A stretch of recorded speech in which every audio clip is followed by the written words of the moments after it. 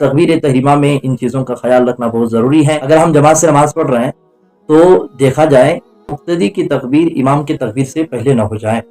अगर किसी मुक्तदी की तकबीर इमाम की तकबीर से यानी इमाम के अल्लाहु अकबर की राह से पहले उसकी तकबीर हो जाती है तो समझ लो कि उस शख्स की नमाज ही नहीं होगी।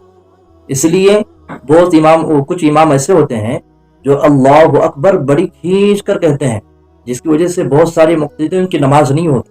इसके अंदर उन इमामों को भी ध्यान रखना बहुत ज़रूरी है कि वह अल्लाहु अकबर थोड़ा जल्दी कहें ताकि मुक्तदियों की नमाज ख़राब ना हो, मुक्तदियों की नमाज भी मुकम्मल हो सके।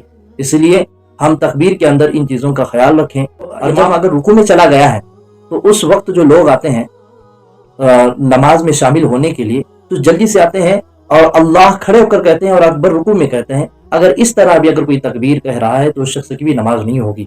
इसलिए तकबीर को खड़े होकर अगर नमाज पढ़ रहा है तो खड़े होकर ही अल्फाज तकबीर के पूरे होना जरूरी है, तब ही हम रुकू में जाएं।